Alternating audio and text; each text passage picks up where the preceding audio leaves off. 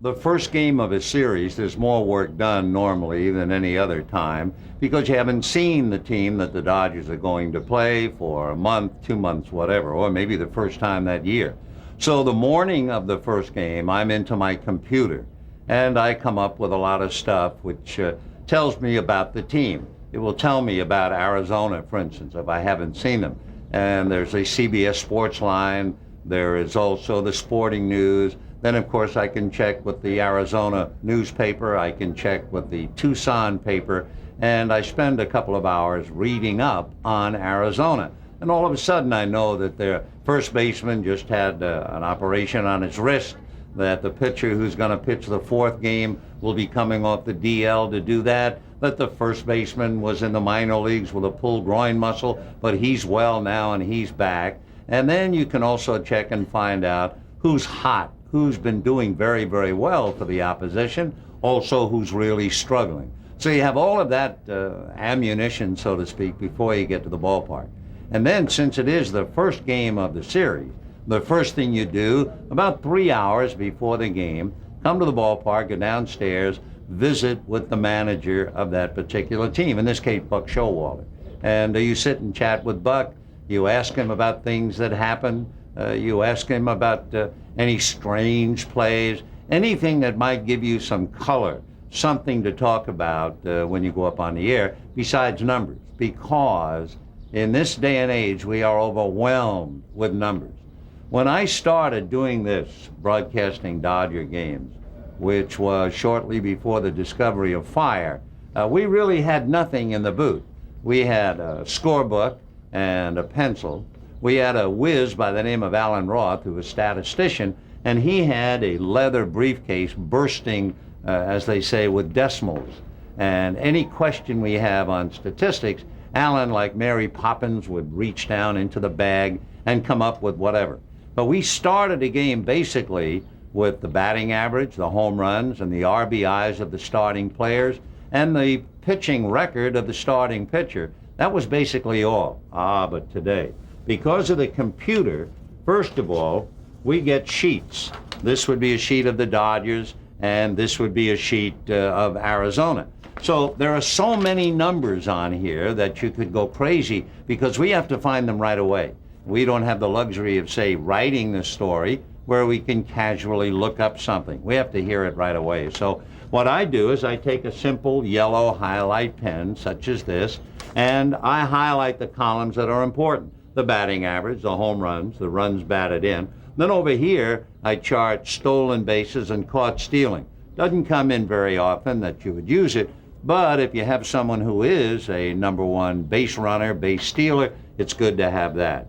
We also then highlight the pitcher who is starting that game, how he's hitting, or not hitting as the case may be, and also how he's pitching. So that if someone hits a home run, for instance, we go right like that, whammo, we can tell how many home runs that fella has hit and that pitcher has allowed.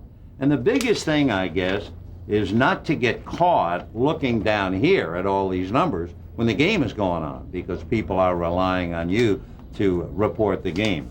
But beside all these numbers, and there are tons of them, we also have sheets of notes. And again, you could go crazy trying to read this at a glance. And the same, this is the Dodger one, and this would be Arizona. So I sit down with my trusty marking pen, and I highlight, so that during the course of the game, instead of having to find it, I pretty well know what I want and where it is, and I can look down and drop in some note. So that's part of the game. Also, as I call it, my carefully prepared ad lib, and that is my press guide. Now this is a press guide. We never had this when I first started. Once upon a time we had a sheet of paper. It gave the fellow's full name, his height, his weight, his birth date, where he was born, maybe where the school he attended, high school or college, and that was about it. Now, of course, you get this, and some of them are much bigger than this. Some of them are that big. In fact, the New York Mets press guide looks like something that was written by Leo Tolstoy. It's that big.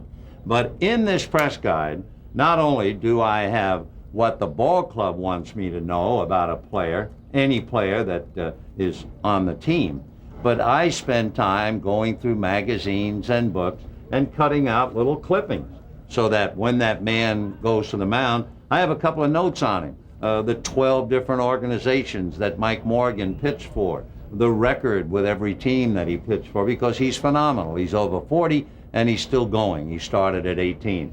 And all throughout this book, there are little pieces of paper which I have clipped and saved and filed away. And then when I get home, I'll put them in the respective guides. And then when the time comes, I can open up my guide and I've got a note. Oh my gosh, that's right.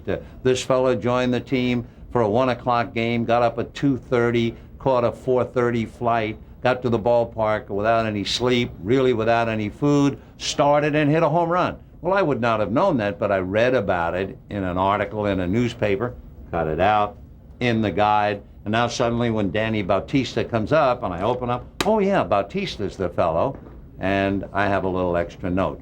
So the whole idea is to make it sound easy, and it's not that easy, of course. You're constantly preparing, even though we might not see Arizona for 2 months. Anytime I see something of a personal note about a player that I think people might enjoy, I'm going to cut it out and save it. Over the course of the year, it's a lot of work. It really is. But at the same time, there's no heavy lifting, as John O'Hara said. And that's basically it.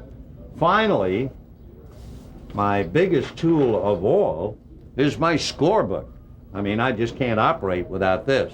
I have trouble remembering what I had for lunch, never mind trying to remember what happened in the 3rd inning when we're now in the 8th inning.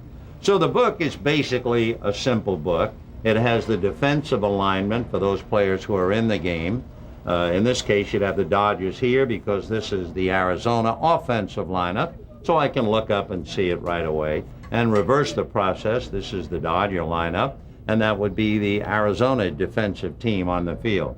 The pitchers are down the bottom, and you try and keep track as best you can of base hits and runs and all of the other things that are attendant to a regular Major League Baseball game.